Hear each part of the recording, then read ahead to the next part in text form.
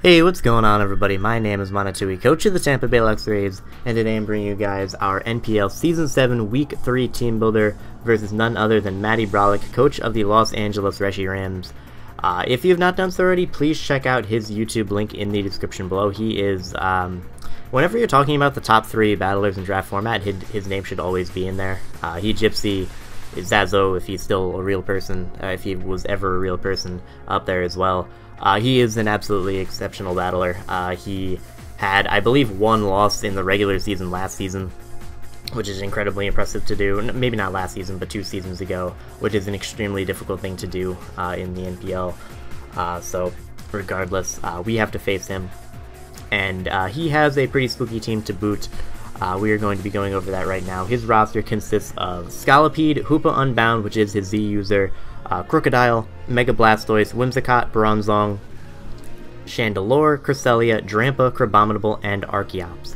So, as you can see there, he's got some hazard stack options in Scolipede, Archeops, Bronzong, and whatnot. He's got some very solid bulk, things like Cresselia, Bronzong, like I just mentioned, Crocodile, even if it wants to, Mega Blastoise, got some good bulky offense in there, got some speed as well, with Scolipede and Whimsicott, even Archeops as well. So he does have a good amount of things that we have to take care of. However, I believe I've built a team of 6 that will be able to take on whatever team of 6 he decides to bring, and so let us just get into that now. Starting off, we have our Mega Lopunny. We're going to be leading off with this, or we're going to be starting off covering this mon just because it's the relatively standard set that you've been seeing from me, or that you should expect from me at this point. But based on his speed tiers, we are able to run Adamant, which is really nice. Adamant Lopunny does a lot of work to his team. Adamant Low Kick knocks out Hoopa Unbound from full, assuming he's not like physically defensive or something weird like that. He has the Crocodile, which I can knock out with Low Kick. I do a lot of damage to the Blastoise, the Whimsicott, the Bronzong, the Chandelure. The only thing I don't really 2 a KO on his team is going to be that Cresselia, and that is exactly why we have the Toxic there, so that we can hit that thing with a Toxic on the switch-in. And deal with it a little bit later on, though I do have some very good answers to Cresselia, which I will be getting into in a little bit. But regardless, once again this week we have Quick Attack over Fake Out, and that is just because he has, similarly to Rob when we played in week 1, he has a speed boosting mon that is more than likely going to be running Protect, and if he protects on my Fake Out, I then have no priority in order to hit him, so I decided to just go with Quick Attack anyway, and there's really not too many turns that I would go for Fake Out over just Return or Low Kick, just because I would rather get a lot of damage off onto something or knock it out than just fake it out and flinch it. Like obviously it could be nice for the Whimsicott, but if he has Encore and I fake it out, he can just lock me into that and it's useless. So we decided to go with Quick Attack here, or I decided to go with Quick Attack here over Fake Out. Again, it's just a relatively standard Mega Lopunny that you should probably expect from me a lot. It's not a super diverse, well, it is kind of a diverse mon, but its best set is just this, and I'm going to be running this a lot because it puts in a lot of work. But regardless, that's going to be a Mega Lopunny. Next up, we have another relatively standard set, as you can see, just standard 3 attack, Swords Dancing Mimikyu. We're running the Life Orb this week over the Z move, just because when you look at Matty's team, it's pretty weak to these 2 offensively, as well as Tyranitar, but it's very weak to these 2 offensively. Like, Lopunny's only switch-in is going to be the Cresselia. This thing can deal with Cresselia pretty well, which is very nice. And as you can see, one of the biggest offensive threats to my team is actually going to be that Scolipede. So me having a good amount of priority on my team is going to make that thing a lot easier to deal with, which is very important.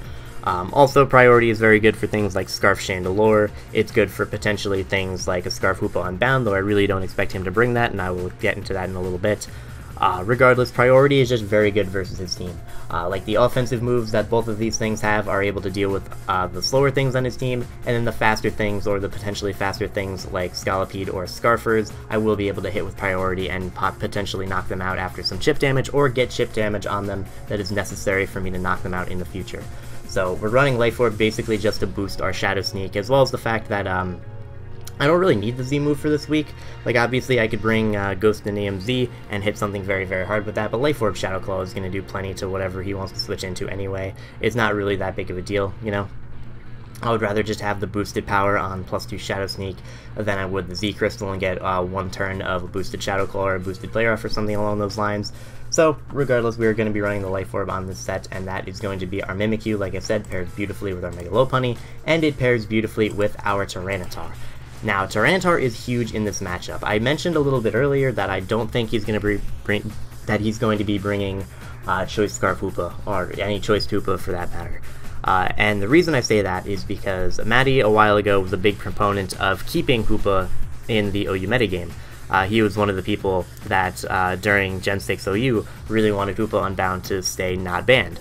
You know, he wanted it to stay in OU, and one of the big arguments for that, one of the big arguments people wanted to ban was that it completely invalidated stall, and he showed that it was incorrect. It did not invalidate stall. You could run stall with a choice banded Tyranitar, or like a choice scarf Tyranitar, or a choice banded Weavile, basically a good pursuit trapper, and you'd be able to shut it down because it'd be locked into a dark move or a psychic move or something along those lines. Even if it went for Focus Blast, it would have to hit, and you could go for the pursuit. If it was a Hyperspace Fury variant, it would get a minus defense drop, and you could knock it out with Banded Pursuit afterwards.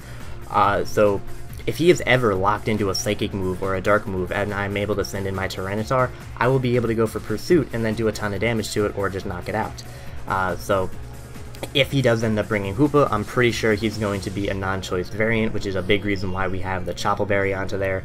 With the Choppleberry, I can live a Life Orb Drain Punch from the Hoopa Unbound, which is very, very nice. I believe I can live a Life Orb Drain Punch, I'm pretty sure.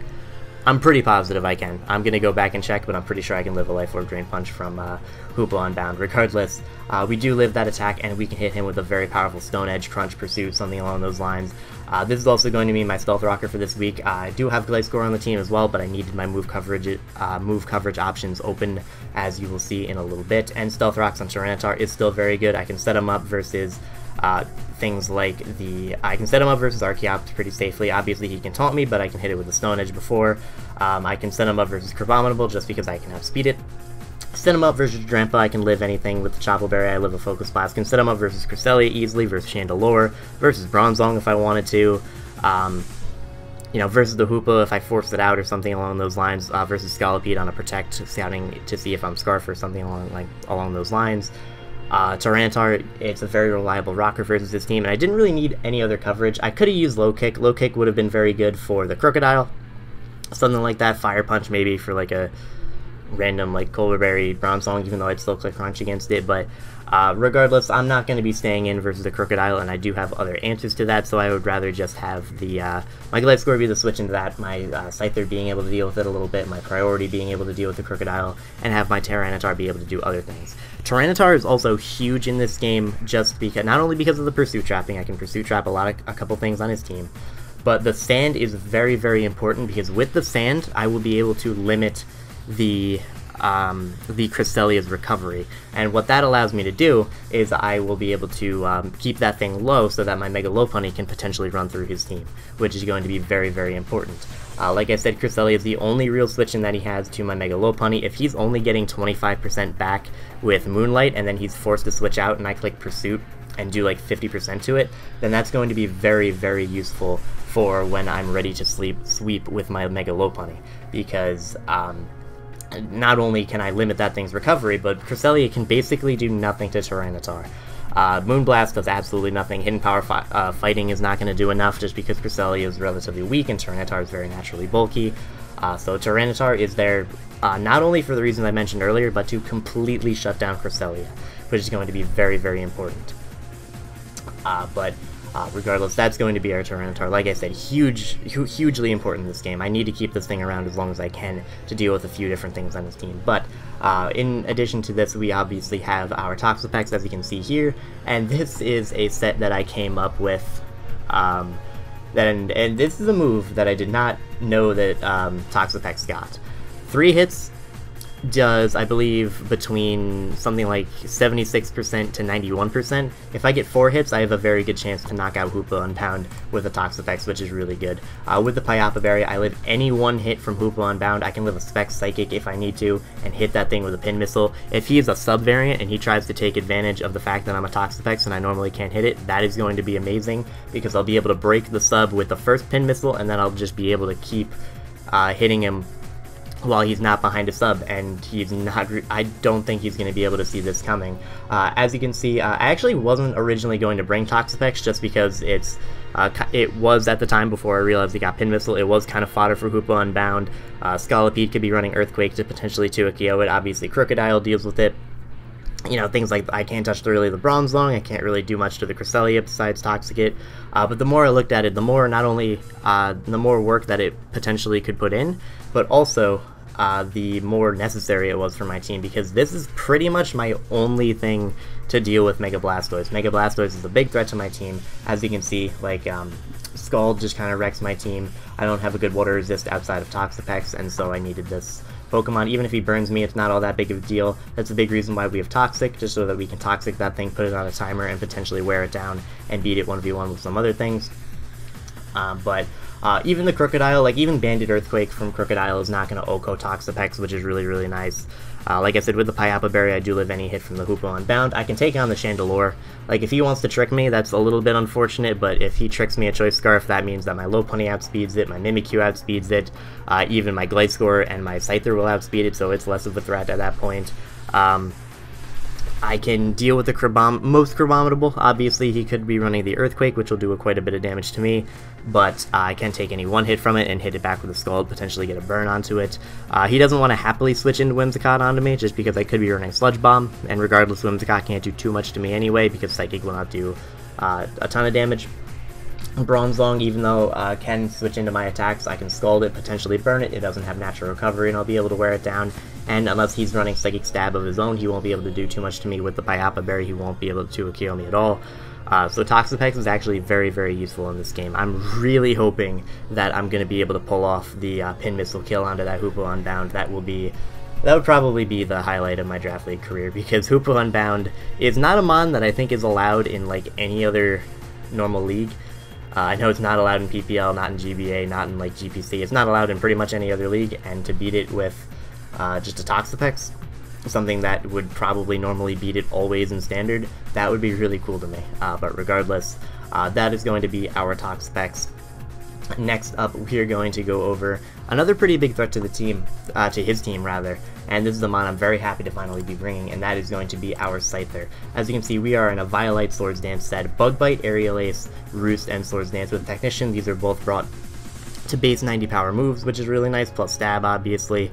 As you can see, his team does not switch into Bug plus Flying very well at all. Scolipede is hit super effectively, Hoopa Unbound is OHKO'd, Crocodile can be OHKO'd depending on his item, depending on if he's Intimidate or not. I can 2-KO the Mega Blastoise at +2, which is really nice. I OHKO the Whimsicott with Aerial Ace. I can 2-KO, or not 2-KO, but I can hit the Bronzong and he cannot do a lot of damage to me. Even with Rock Slide, he's not going to be able to OHKO me. And because I am faster, I can Roost, take the next Rock Slide even better because I'm getting rid of the Flying typing, and then just Roost stall it until I eventually beat it 1v1. Chandelure goes down to +2 Aerial Ace after Rocks guaranteed. I deal a ton of damage to the Cresselia, deal a lot of damage to the Drampa, the Crabominable. The Archeops is the only thing that resists both stabs, but I'm not exactly expecting Archeops, just because I do have several switch-ins to it, plus it's not the bulkiest Pokemon, it doesn't really want to switch into my attacks. And what's a really nice thing about Bug Bite is it obviously, as I'll show here, uses steals and eats the target's berry. So like if he switches into Bronzong and that thing's holding a Cassib Berry or a Colbur Berry, you know, to take like a Shadow Claw from Mimikyu or to take a Crunch or Pursuit from my Tyranitar, I can eat that, and then he no longer has his berry, and then I can go into one of them and hit them harder later on.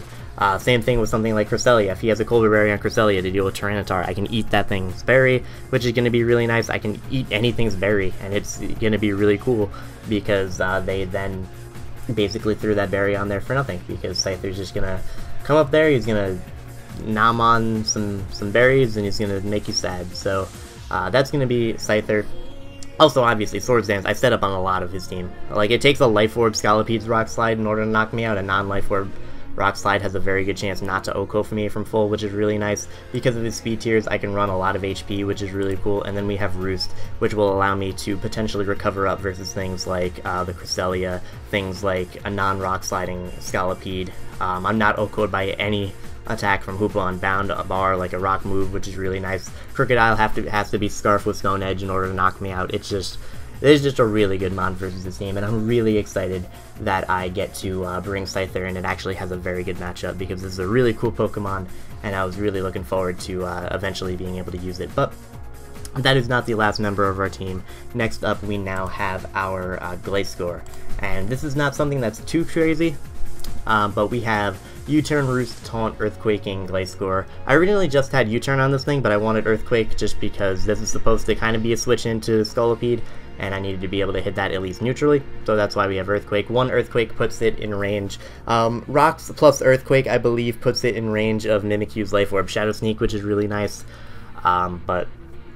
or at least Earthquake puts it in range of like +2 Shadow Sneak from Mimikyu. Regardless, that's why we have Earthquake. U-turn is there so that we can obviously gain momentum as well as hit the Hoopa on bound. I believe uninvested U-turn has a chance to knock it out from full, which is really nice. I can also U-turn out versus things like Crocodile, versus things like Blastoise that I do outspeed. I can U-turn out versus Cresselia, which I should outspeed. I can Earthquake a Chandelure, and unless that thing is Scarfed, I will be able to outspeed it, which is really nice. Gliscor, thankfully, just because of its natural speed stat, I will be able to outspeed the majority of his team and get fast U-turns off into other things, or I can just hit them with an Earthquake.